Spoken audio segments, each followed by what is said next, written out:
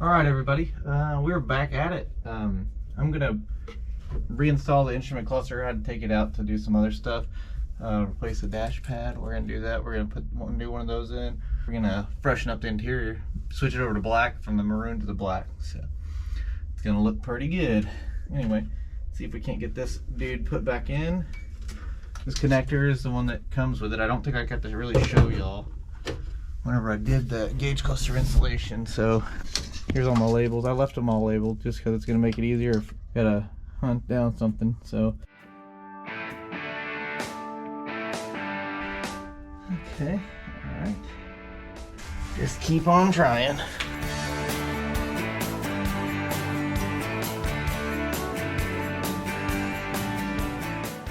This has got a little dial you turn here. That's how you put it on whatever ohms your fuel sending unit is, which is Chevy's like 0 to 90 or something like that. So that's number 2 on there, on that little dial. And there's a dip switch down here, and that's for your speedometer, I believe, is what the purpose of that is. You know what? Let me just look and verify. I don't want to give you the wrong information, so hold tight.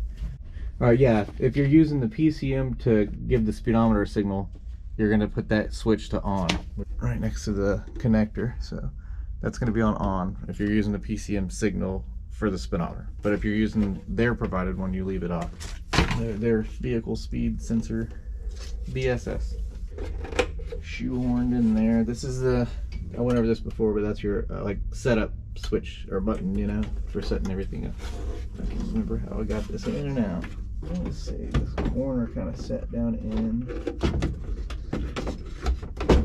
Slip in there. There you go. You're in place now.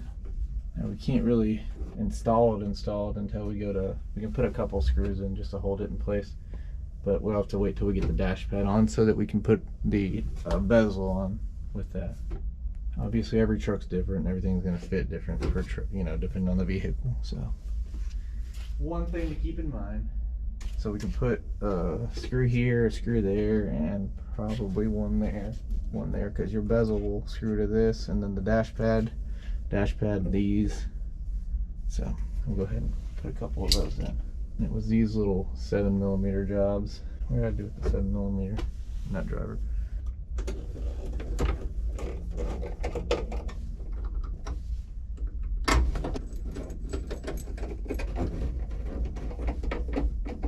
I think I could put one more up here. Yeah, one more 7mm. This kind of scratches easily, so you know, try to avoid rubbing on it with anything that's too rough. Make sure you're using like a clean microfiber, not your fingers like I just did. That's how you put the instrument cluster back in. This is for the indicator, gear indicator. You'll flip over that there and then clip down here. I'm just showing you how it hooks up, but I'll have to undo it and stuff this.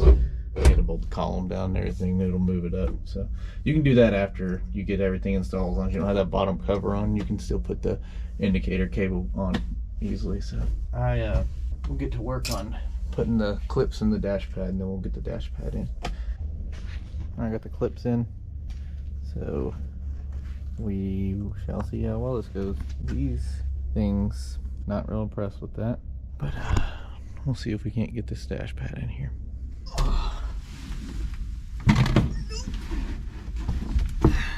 Yeah, these things are a pain to put in. Yeah, see these fucking stupid ass clips don't want to stay on. Here we go. What a stupid design, G. And why didn't you make it with screws and the damn thing? Oh no, because then it would stay together. I'm sure that one will pop out as soon as I go to do this again. I got this stupid vent over here. I gotta funnel that in.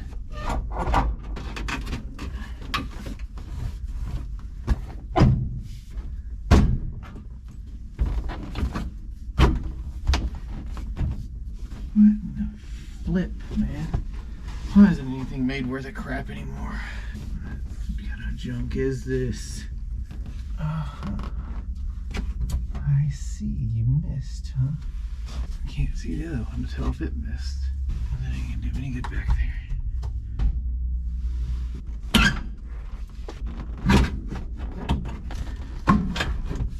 Okie dokie. Alright. Where did that nut driver we go. Did I steal it out of here already? Probably. Try to loosen this ductwork up so we can line it up. Maybe. Put this one in here on the corner so I can get how to hold it in place and see if I need to trim some off of it or something. Yeah, it's like the dash is just too. The pad's like too thick to fit over here.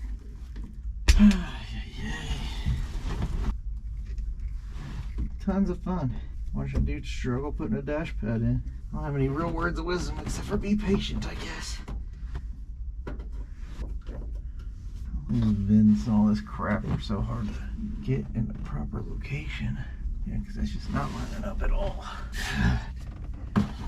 Stupid light is not doing me any good today. Just gotta get creative, I guess. I don't know.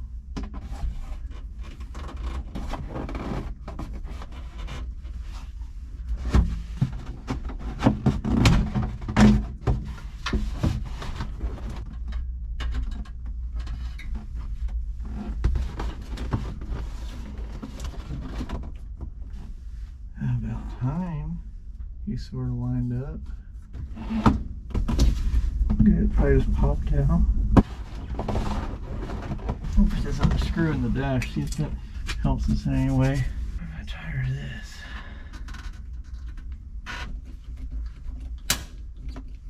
Let's see where that puts our bend.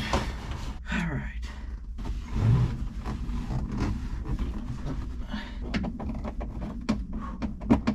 Alright, that's a fight.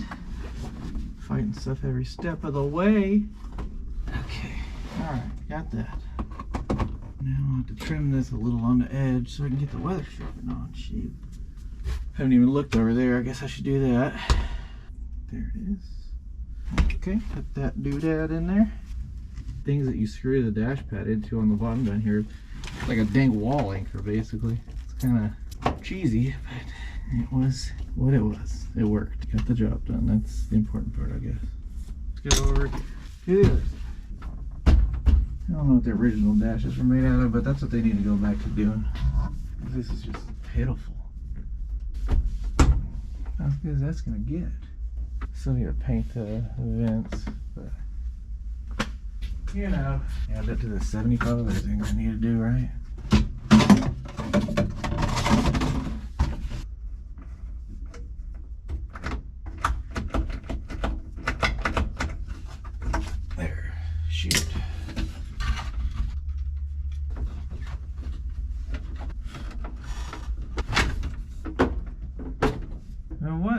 Is this supposed to fit, you know? I hate interior work sometimes. I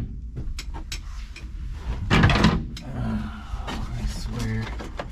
These little things here, I think, why didn't they trim that out of there on that one? That little ear there. I don't like the way this stuff fits.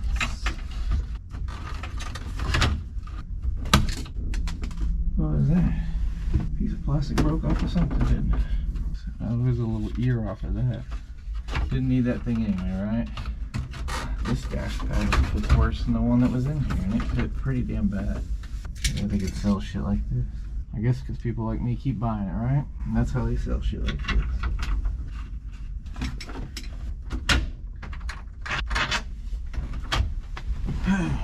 I think that's about all the content we're going to get out of this. There's plenty of videos that show you how to do this the right way on YouTube. So look at Brothers Trucks, LMC, wherever, you know. Someone who does this professionally, because this is just a dude struggling. We'll get rolling whenever we get something else to actually watch. Alright, let's take it for a drive. First drive down the road. See how it does. It's got good oil pressure, so that's always a plus.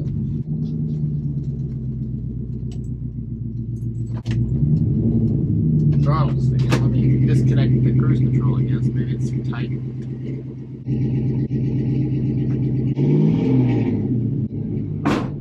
Yeah, I brought the idle down a little bit, didn't it? Let's see what it does, right? Yeah, to adjust those coolant fans. They're already coming on. Probably don't need to be on yet. Definitely need to mess with the tune. It has like no balls. Or no power, I guess I should say.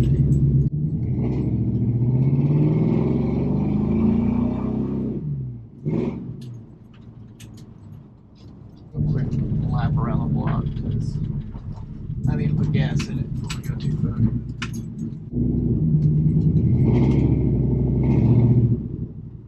It's definitely loud, isn't it?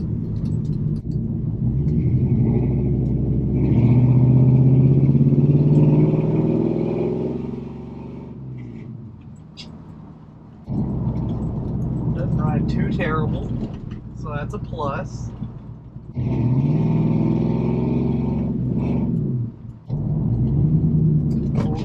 Oil pieces are good. Oil pressures.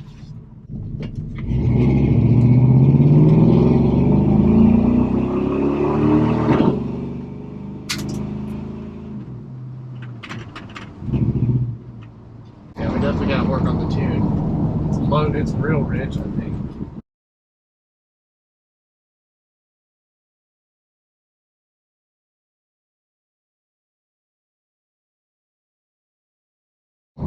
Just loading up with fuel. But hey, we'll get there. We'll get there. Power steering works, so that's a plus. The brakes work. So yeah, we're headed in the right direction. Back home. I don't know why the freaking fuel gauge is showing a half a tank. I've only got probably 6 gallons in there. So I hope that the sending unit isn't bad. I tested it before I put it in the damn tank, but you know how that goes.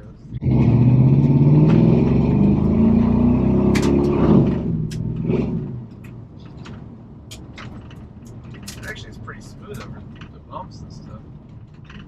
Surprisingly. My beautiful wife.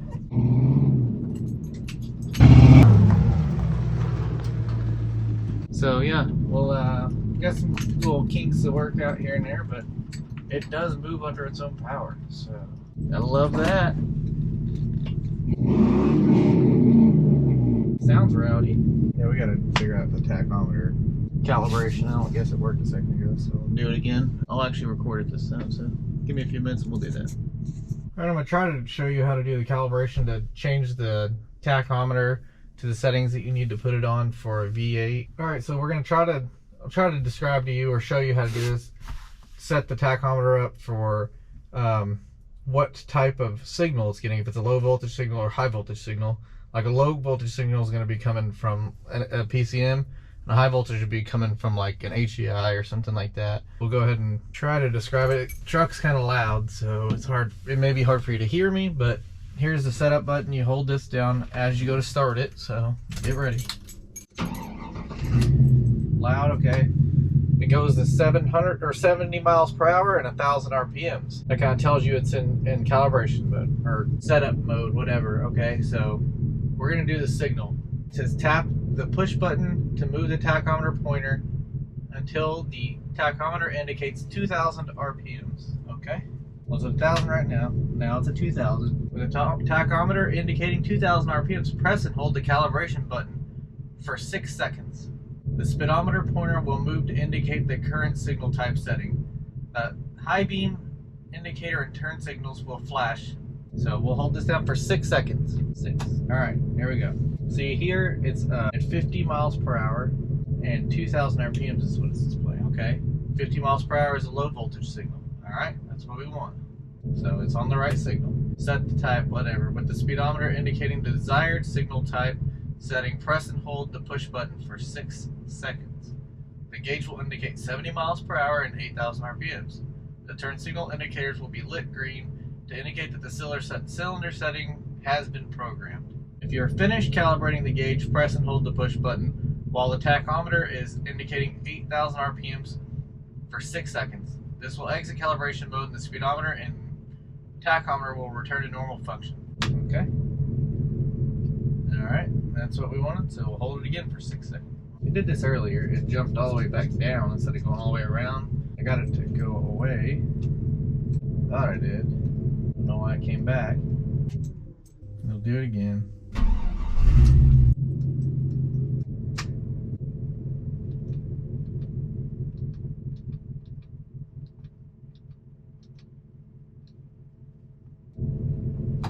There we go.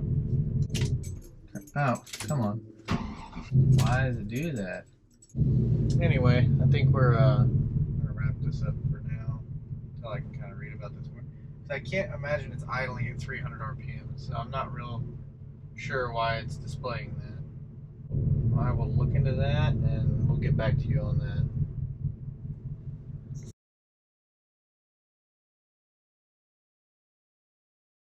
All right, trying to work out some issues here. The fuel sending unit. So whenever you turn the fuel pump on or turn the engine on, it would make it read full, past full, or whatever, you know. Whenever you just turn the ignition on and don't start the vehicle and it's just like in the on position or whatever, it would be fine. As long as the fuel pump wasn't running, it would be fine. So I pulled the sending unit out and, you know, I was like, okay, maybe it's bad ground. So I regrounded some stuff, ran grounds all the way to the front of the truck, from the fuel tank, all that crap, and still was doing it. You see this ground here goes up to the here. This one here used to tie into it, and that one goes over to that little tang there. So I took that and separated those. So this is just going to ground itself to the chassis, okay? And then I drilled a hole here, so I'm going to put a little eyelet there and run a separate ground from the body of the sending unit to the frame of the truck. So we'll see if that fixes it. If someone else has an issue like that, well, yeah, this may be the solution. I'll let you know how it goes. All right, so that does seem to work. So I'm gonna do a little demonstration since it's not in the truck yet. I'll just kind of show you. Let's watch that voltmeter there. It will show like 40 something ohms because it's got about a half a tank in it, which is a real pain in the ass to put back in there whenever it's at full, but that's just how it is. All right, we're gonna see there 48. Okay, it'll jump up for a second. That's close enough. Close enough for rock and roll, man. I'll take that. All right, I guess I'll get to fight this tank back in for the second time. So that's good. All right, I've been doing some fiddling with wires. I got this cruise control module from the junkyard the other day. It's off of like a mid-90s OBS Chevy. Anyway, this is the first time I'm installing one of these, or this is the first time I'm doing everything you've watched me do. I don't want to give anyone the wrong idea on how to do this kind of stuff. I'd like it to be as kind of factory-ish as it can be, you know, at least where you can jump in it and you're like, heck, I want to go 400 miles, but I really don't want to press the gas pedal the whole time. Well, hit the old on the turn signal stalk and we'll have cruise control, you know. But there's a lot of wires that go into this, and I didn't get into too many details. There's just so many wires whenever you're doing this stuff. Wires, see, there's more wires. I gotta clean those up and aluminum and zip tie them and stuff. I went to the junkyard and got the cruise control module for 40 bucks. And then the rest of it's leftover wire that was already on the truck, or that I added from all the stuff I removed from the wiring harness of the donor truck. All right, I'll at least show you where I mounted it and how to mount it, whatever. So what I did was take self-tapping screws and use those as my pilot holes, because, you know, that's the way to do it. I have these ones left over from building a shop. So we're gonna pull those out. I'm gonna take and ream them out a little bit so I can put a couple rib nuts in there, because what's the point of having a rib nut tool if you can't use it or don't use it? So let me show you how I did that. You know, I see a little self tapper down in there. Okay, there's a couple more down there. So I'm gonna pull those out, then I'll get the rib nut tool and the unibit, whatever you want to call it. That's what I've always called as a unibit, but a step bit, drill bit, whatever. So I'm gonna get that and ream those out and see if we can't get it mounted properly.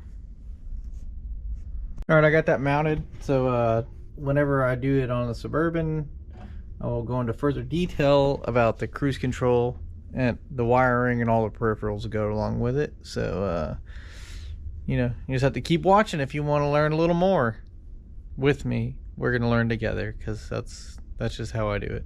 But anyway, just remember, if you're not doing it twice, you're probably not doing it right. Or I have not done put